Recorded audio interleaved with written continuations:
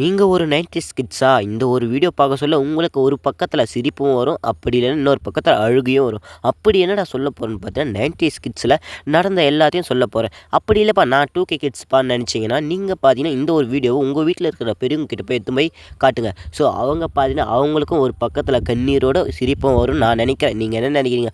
அந்த மாரி வந்தாக்க மறக்காம நம்ம சேனல சப்ஸ்கிரைப் பண்ணி வச்சுட்டு, வீடியோக்கு உங்களோட லைக்க குடுத்து உங்க ஃப்ரெண்ட்ஸுக்கு எல்லாருக்கும் ஷேர் பண்ணுங்க. இப்படி என்னடா சொல்ற போற? பில்டப்லாம் ஓவரா இருக்கேன்னு பல பேர் நெனச்சுட்டு இருங்க.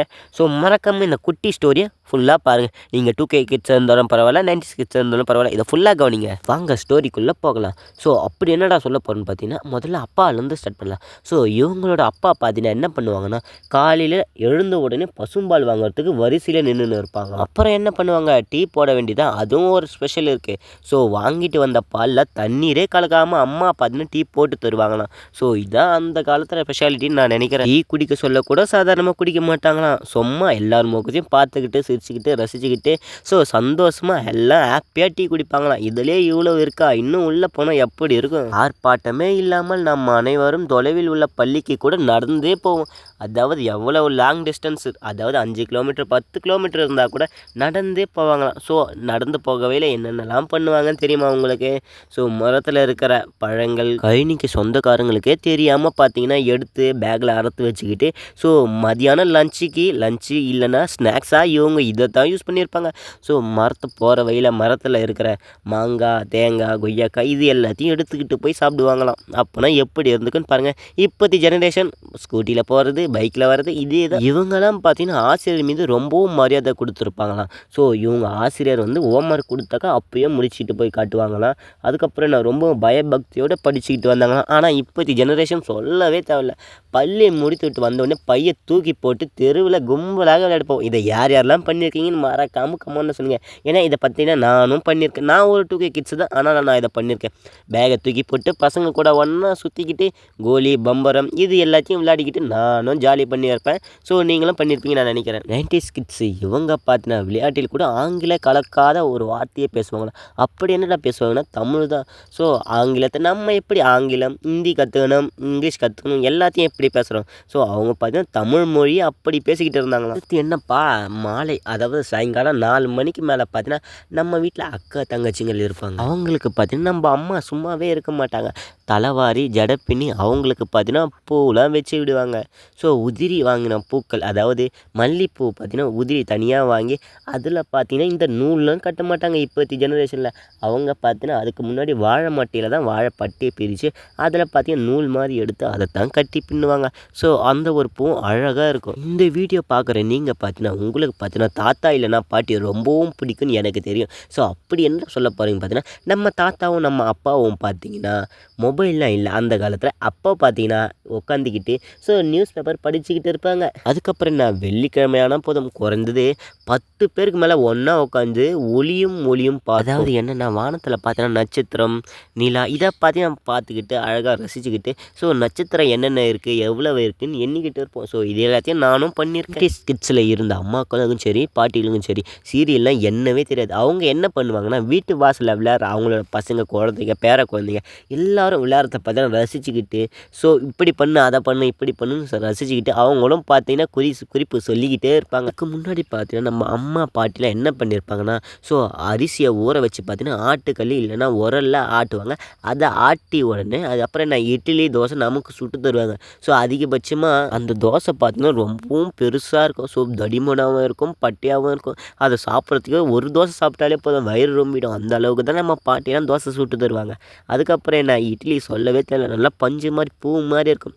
ஸோ ஏன்னா அந்த காலத்தில் அவங்க அந்த மாதிரி பண்ணாங்க. நான் இல்லாத போயிட்டேன் அந்த காலத்தில் இட்லி தோசை சாப்பிட்றதுக்கு. இதுக்கு முன்னாடிலாம் அதிகபட்சமாக நம்ம அப்பாவுக்கு தாத்தாக்கெலாம் பார்த்தீங்கன்னா சிகரெட்டு குடிப்பழக்கம்லாம் இல்லாமல் இருந்தது.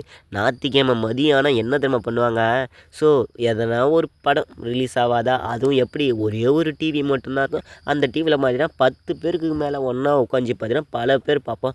ஸோ எதனா ஒரு படம் புதுசாக ரிலீஸ் பண்ண மாட்டாங்களா, ஸோ அதில் வராதான்னு பல பேர் பார்த்தீங்கன்னா ஏக்கம் இருந்துக்கிட்டு தான் இருந்தது. ஸோ எப்படி இருந்திருக்கும் அந்த மாதிரி. இவங்கெல்லாம் படம் பார்த்து பார்த்துட்டு சும்மாலாம் விடவும் மாட்டாங்க.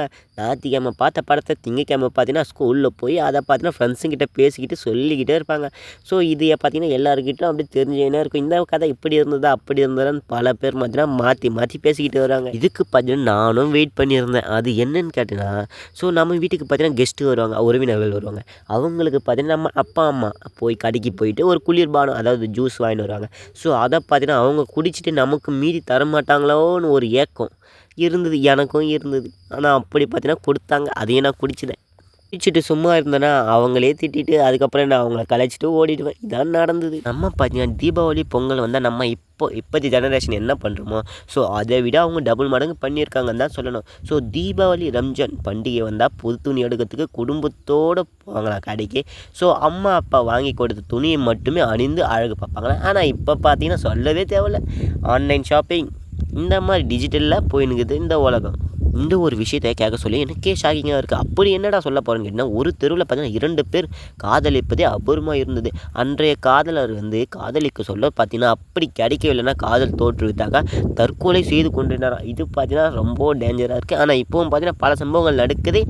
இதுக்கு டபுள் மாறியும் நடக்குது. பண்டிகை காலம் வந்தாலே போதும் கடை ஃபுல்லாக கூட்டமாக இருக்கும். அப்படி என்னடா சொல்ல போகிறேன்னு கேட்டிங்கன்னா, ஸோ நம்ம உறவினர்களுக்கு எல்லாருக்குமே வாழ்த்து சொல்கிறதுக்கு பார்த்தீங்கன்னா க்ரீட்டிங் கார்டு வாங்குறதுக்கு அலைமோதுவோமா. ஸோ பல பேர் பார்த்தீங்கன்னா வாங்கிக்கிட்டு இருப்பாங்க. அந்த காலத்தில் மெசேஜ் மட்டும்தான், அதாவது கொரியர் மட்டும்தான். இப்போ பார்த்தீங்கன்னா ஆன்லைன் மெசேஜ் எல்லாமே வந்துடுச்சு. வீடியோ கால், ஃபோன் கால் எல்லாமே இருக்குது. 10வது 12வது ரிசல்ட் பார்க்கறதுக்கு தினத்தந்தி வாசலில் தவமே கிடந்தோமா.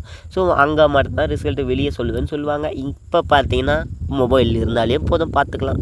யாராவது நார்மல் ஃபோன் அப்படி இல்லைனா ஸ்மார்ட் ஃபோன் வச்சுருந்தாங்கன்னா அதை தொட்டு பார்ப்பாங்களாம். அவங்க பார்த்தீங்கன்னா தொட்டு பார்த்துட்டு என்னடா இது இப்படி இருக்குன்னு மழையை தடவி பார்ப்பாங்களாம். அப்படி இருந்தது அவங்களோட மொமெண்ட் எல்லாமே. நம்மளுடைய அக்கா தங்கச்சிங்க பார்த்தீங்கன்னா குதிரை வால் சடை போட்டுக்கிட்டு பார்த்தீங்கன்னா வீடியோலாம் சுற்றிக்கிட்டு வருவாங்க. ஸோ அவங்க பார்த்தீங்கன்னா ஜாலியாக பேசிக்கிட்டு பசங்கள்லாம் கலாச்சிக்கிட்டு அவங்க பார்த்தீங்கன்னா ஃப்ரெண்ட்ஸ் வீட்டுக்கெலாம் மாறி மாறி போய்கிட்டு வந்துன்னு இருப்பாங்க. பணக்கார வீட்டு குழந்தைகள் மட்டும்தான் சைக்கிள் வச்சுருந்தாங்களாம். ஸோ ரொம்ப வருத்தமாக இருக்குல்ல. ஆனால் இப்போ ஒரு வீட்டுக்கு ஒரு பைக்கே இருக்குது. சொல்லவே தேவையில்லை. 10 குறைந்தபட்சம் 8 வீட்டில் பார்த்தீங்கன்னா குழந்தைகளிடம் உண்டியல் பழக்கம் இருந்தது. அதாவது காசு பணம் சேமிக்கிற விஷயம் இருந்திருக்கு. ஆனால் இப்போ பார்த்தீங்கன்னா கூகுள் பே, ஃபோன்பே எப்படி காசு போகுதுன்னு தெரில, எப்படி வருதுன்னு தெரில.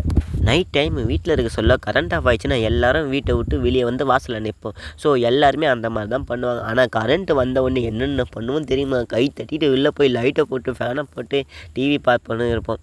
அப்பயும் அந்த காலம் மறக்க முடியாத நிகழ்வுகள் இதெல்லாம். அப்பத்தி காலத்தில் வீட்டில் யாருக்காச்சும் திருமணம் நடந்தாக்கா கிடைக்காத ஏதோ ஒரு அபூர்வ பொருள் கிடைத்தது போல் மிகுந்த மகிழ்ச்சியுடன் காணப்பட்டோம். ஸோ பார்த்துங்க அப்படி எப்படிலாம் வாழ்ந்துருக்காங்கன்னு. ஊரில் இருக்கிற 1-2 பேர் மட்டும்தான் வெளிநாட்டிலே வேலை பார்ப்பாங்களாம். மற்றவங்க எல்லோரும் விவசாயம் பண்ணிக்கிட்டு கூட்டு குடும்பமாக வாழ்ந்து வந்திருந்தாங்க. அப்போது இருந்த கன்னி பெண்கள் பார்த்தீங்கன்னா தார்மீக தாவணி ஆடையை மட்டும்தான் அணிந்திருப்பாங்களாம். ஸோ பெண்கள் அணிகிறாங்கன்னா ஆண்கள் என்ன பண்ணுவாங்கன்னு தெரியுமா? ஸோ 10ல் 8 பேர் ஆண்கள் பார்த்தீங்கன்னா வேஷ்டி கட்டும் பழக்கம் இருந்தது. ஆனால் இப்போது வேஷ்டினா என்னன்னு கேட்பாங்க நம்மளுக்கு. அந்த மாதிரி போய்கிட்டு இருக்குது. இந்த ஒரு சேலை நானும் பண்ணியிருக்கேன். அப்படி என்னடா சேலைன்னு கேட்டிங்கன்னா, எக்ஸாம் லீவ் விட்டால் போதும். ஸோ மாமா வீட்டுக்கு, சித்தப்பா வீட்டுக்கு, தாத்தா வீட்டுக்கு, பாட்டி வீட்டுக்கு எல்லார் வீட்டுக்கும் போய் பார்த்தீங்கன்னா ஸோ விழா போல் கொண்டாடிருந்தோம். அப்போது பார்த்தீங்கன்னா பல பேருக்கு பார்த்தீங்கன்னா கிணத்துல குளிக்கிற பழக்கம் இருந்துதான். ஸோ எல்லாருக்குமே பார்த்தீங்கன்னா நீச்சல் தெரிஞ்சிருக்குமா. அடிக்கடி காய்ச்சல் தலைவலி வந்தது கிடையாதான். ஸோ இப்போ பார்த்தீங்கன்னா சும்மா சளி இருமல் எல்லாமே வர ஆரம்பிச்சிடுச்சு. இது மட்டும் வந்தால் கூட ஓகேன்னு சொல்லுவாங்க. ஆனால் வைரஸ் நோய் கிருமிகள் எல்லாமே புதுசாக கண்டுபிடிச்சி வர்றானுங்க. என்ன சொல்கிறது? நம்ம வீட்டில் இருக்கிற பெரியவங்களாம் கடைக்கு போக சொல்ல பார்த்தீங்கன்னா ஒரு பை மட்டும்தான் எடுத்துக்கிட்டு போவாங்க. ஸோ அது என்னென்னு மறக்காமல் கமெண்ட்டில் சொல்லுங்கள், நான் சொல்லிடுறேன். ஸோ மஞ்சள் கலர் பை எடுத்துக்கிட்டு பார்த்தீங்கன்னா ஒரு பெரிய ஊரில் போய் ஒரு கடை பார்த்துட்டு அந்த கடையில் பார்த்தீங்கன்னா ஒரு பை, அந்த மஞ்சள் கலர் பையில் பார்த்தீங்கன்னா சாமான்கள்லாம் வாங்கிட்டு வருவாங்க. ஸோ அதான் நடந்துக்கிட்டு இருந்தது. இப்போது பார்த்தீங்கன்னா இந்த பாய், பெட்டு, சோபா எதையும் யூஸ் பண்ண மாட்டாங்களாம். வெறும் தரையில் மட்டும்தான் பத்து தூங்குவாங்களாம். ஏன்னா அந்த அளவில் அது குளிர்ச்சியாக இருக்குமா. என்னதான் அந்த காலத்தில் உழைச்சாலும் 12 மணி நேரத்துக்கு மேலே உழைச்சாலும் உடலிருந்து வேர்வை நாற்றம் வந்ததே இல்லையா.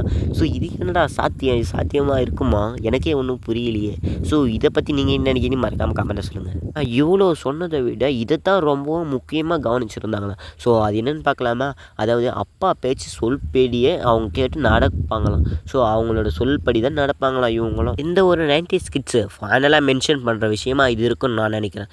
உலகில் உள்ள இத்தனை வசதிகள் அருகில் இருந்தால் கூட இன்று இவற்றில் ஒன்று கூட சாத்தியமில்லை. பழைய பொக்கிஷங்கள் ஒன்று கூட கிடைக்கப் போவதில்லை. அன்றே வாழ்ந்த நாள் தான் சொர்க்கம். இந்த நாள் என்னன்னு மறக்காமல் கமெண்ட்டில் சொல்லுங்கள். இந்த ஒரு வீடியோ பிடிச்சா மறக்காமல் நம்ம சேனலை சப்ஸ்கிரைப் பண்ணி வச்சுட்டு வீடியோக்கு உங்களுக்கு லைக்கை கொடுத்து உங்கள் ஃப்ரெண்ட்ஸுக்காக ஷேர் பண்ணுங்கள். அடுத்த வீடியோவில் இந்த மாதிரி இன்ட்ரெஸ்டிங்கான கான்வர்சேஷன் சந்திப்போம். பாய்.